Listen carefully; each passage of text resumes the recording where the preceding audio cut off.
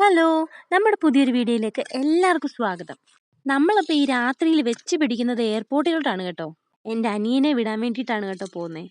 ട്രിവാൻഡ്രത്ത് നിന്നും വെളുപ്പിനെ 4:50-നാണ് ഫ്ലൈറ്റ്.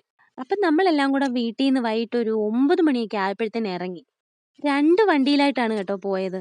അങ്ങനെ നമ്മൾ യാത്രയൊക്കെ ചെയ്ത് കൊട്ടാരക്കരയൊക്കെ കഴിഞ്ഞപ്പോഴത്തേന് എല്ലാവർക്കും വിശന്നു. വിശന്ന് കഴിഞ്ഞാൽ പിന്നെ ആഹാരം കഴിക്കണമല്ലോ. അങ്ങനെ ആദ്യം കണ്ട തട്ടുകടയിൽ നിർത്തി ഞങ്ങൾ എല്ലാവരും അവിടെ ഇറങ്ങി ആഹാരം കഴിച്ചു. അത്രയ്ക്ക് അടിപൊളിയായിട്ടുള്ള ഫുഡൊന്നും അല്ലായിരുന്നെങ്കിലും വിശന്ന് വലഞ്ഞിരുന്നത് കൊണ്ട് എല്ലാവരും മാക്കം അടിച്ചു. കഴിപ്പൊക്കെ കഴിഞ്ഞപ്പോഴത്തേന് പിന്നെയും നമ്മൾ യാത്ര തുടങ്ങി. എനിക്ക് നൈറ്റ് ഡ്രൈവ് ഒക്കെ പോകാൻ ഇഷ്ടമുള്ളത് കൊണ്ട് തന്നെ ഞാൻ ഉറങ്ങാതിരുന്ന് കാഴ്ചകളൊക്കെ കണ്ടു. പോണ വഴിക്ക് ലുലു മാള് പുറത്തോന്നൊന്ന് കണ്ടു. പിന്നെ ഡ്രൈവർ നമ്മുടെ കെട്ടിയവനായതുകൊണ്ട് ആൾ ഉറങ്ങി പോകാതിരിക്കാൻ ഞാൻ അങ്ങുവരെ എന്തൊക്കെയോ സംസാരിക്കുന്നുണ്ടായിരുന്നു. അങ്ങനെ നമ്മൾ പാട്ടൊക്കെ കേട്ട് വർത്താനമൊക്കെ പറഞ്ഞ് ഡ്രൈവ് ചെയ്ത് വന്ന് എയർപോർട്ടിലെത്തി. ഞാൻ ഫസ്റ്റ് ടൈമാണ് കേട്ടോ എയർപോർട്ട് നേരിട്ട് കാണുന്നത്. ഇപ്പോഴെങ്ങും നടക്കൂല, എന്നെങ്കിലും കെട്ടിയവൻ വെളിയിലെങ്ങാനും പോയാലൊന്ന് കാണാം എന്ന് വിചാരിച്ചിരിക്കുകയായിരുന്നു. അതിനു മുന്നേ തന്നെ ഒരു ഭാഗ്യം വന്നു.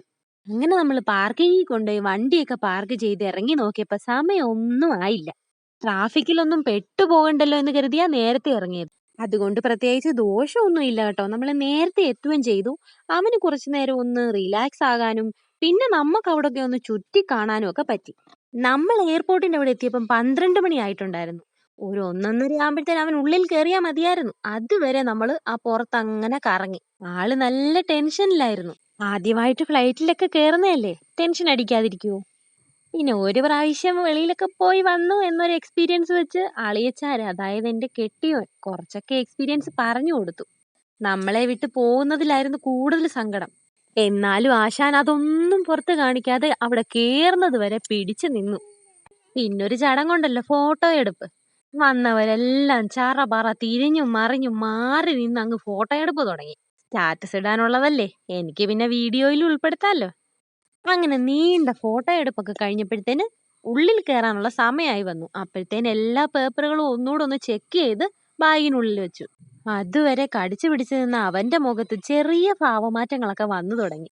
എങ്കിലും അങ്ങ് കൺട്രോൾ ചെയ്ത് നിന്നു. അങ്ങനെ ടൈം ആയപ്പോഴത്തേന് ആശാൻ മെല്ലെ ട്രോളിയൊക്കെ ഉരുട്ടി ഉള്ളിലോട്ട് കയറാൻ പോയി. ഈ കുഞ്ഞിപ്പെണ്ണിനാണെങ്കിൽ ഒരു ശക്കലം പോലും ഉറക്കം വരുന്നില്ല. 1 മണിക്ക് ആ എയർപോർട്ടിൽ കൂടെ ഓടിച്ചാടി അലച്ച് വിളിച്ച് നടക്കുമായിരുന്നു. അവക്കറിയില്ലല്ലോ മാമച്ചി യാത്ര പോവാന്ന്. അങ്ങനെ അനിയൻ എല്ലാരോടും യാത്രയൊക്കെ പറഞ്ഞ് പോയപ്പോഴത്തേന് അമ്മ വാവിട്ട് കരയാൻ തുടങ്ങി. അതുകൂടെ കണ്ടപ്പോഴത്തേന് അവന്റെ കണ്ണങ്ങ് നിറഞ്ഞു. ദൂരെ നിൽക്കുമ്പോഴേ നമുക്കറിയാം ആശാൻ അടിമുടി വിറച്ച് നിൽക്കുകയെന്ന്. അങ്ങനെ എല്ലാവർക്കും ഒന്നും കൂടി ടാറ്റ തന്ന് ഉള്ളിലോട്ട് കയറിപ്പോയി. ഇതുവരെ ആളെങ്ങും ഒറ്റയ്ക്ക് മാറി നിന്നിട്ടില്ല. അതിൻ്റെതായ സങ്കടം ഞങ്ങൾക്കും ഉണ്ടായിരുന്നു. അങ്ങനെ അവൻ ഉള്ളിൽ കയറി പോകുന്നത് നോക്കി കുറച്ചു നേരം അവിടെ നിന്നിട്ട് പിന്നെ ഞങ്ങള് എയർപോർട്ട് ചുറ്റാൻ തുടങ്ങി. ഇമിഗ്രേഷൻ കഴിയുന്നത് വരെ അവിടെ നിൽക്കണമല്ലോ. കുറച്ചു നേരം കഴിഞ്ഞപ്പോഴത്തേനൊരു കോള് വന്നു. ഇമിഗ്രേഷൻ ഒക്കെ കഴിഞ്ഞു, ബോർഡിംഗ് പാസ് കിട്ടി, ഇനി നിങ്ങൾ പൊക്കോ എന്ന്. അങ്ങനെ നമ്മുടെ കൂടെ വന്ന വണ്ടിയിൽ അച്ഛനെയും അമ്മയും ആന്റിയെയും മക്കളെയും പിന്നെ ഒരു കൂട്ടുകാരനും ഉണ്ടായിരുന്നു. അവരെ അങ്ങ് വിട്ടു. എന്നിട്ട് നമ്മുടെ വണ്ടിയിൽ ഞാനും മോനുചേട്ടനും കുഞ്ഞും അനിയനും അനിയത്തിയും കൂടെ കയറി നേരെ ശംഖുമുഖം ബീച്ചിലോട്ട് വിട്ടു. ആ ഇരുട്ടത്ത് കാറും പാർക്ക് ചെയ്ത് കടലിന്റെ ശബ്ദവും കേട്ട് അവിടെ കിടന്നുറങ്ങി. ഫ്ലൈറ്റ് മൂവ് ആയി തുടങ്ങി എന്നുള്ള അനിയന്റെ മെസ്സേജ് വന്നപ്പോൾ വീണ്ടും അവിടുന്ന് ഉണർന്ന് അനിയത്തിയെ കൊണ്ട് റെയിൽവേ സ്റ്റേഷനിൽ വിട്ടു. അവൾ അവിടുന്ന് എറണാകുളത്തിന് പോവാ. പിന്നെ ഞങ്ങൾ വന്ന് ആ സൂവിന്റെ അടുത്തോട്ട് വണ്ടി പാർക്ക് ചെയ്ത് സുഖമായിട്ട് നേരം വെളുക്കണ വരെ കിടന്നുറങ്ങി. സൂ ഒന്ന് തുറന്നിട്ട് സൂവും കണ്ടങ്ങ് പോവാന്ന് വെച്ചു. വണ്ടിയിൽ ഇങ്ങനെ കിടന്നിട്ട് ഉറക്കമൊന്നും ശരിയായില്ല. കുഞ്ഞാണെങ്കിൽ എന്റെ കൈ തൊട്ട് മാറുന്നുമില്ല. എന്റെ ചൂടും പറ്റിപ്പിടിച്ച് അങ്ങനെ കിടന്നങ്ങ് ഉറങ്ങുക. എങ്കിലും ഞങ്ങളെല്ലാം ചെറുതായിട്ടൊന്ന് മയങ്ങി. മയക്കമൊക്കെ കഴിഞ്ഞ് എഴുന്നേറ്റപ്പോ എന്തെങ്കിലുമൊക്കെ കഴിക്കണമല്ലോ. കുറേ കറങ്ങി നടന്നിട്ടാണ് ദാ ഈ ഒരു ഹോട്ടൽ കണ്ടത്. അതാണെങ്കിലോ പ്യോർ വെജിറ്റേറിയൻ.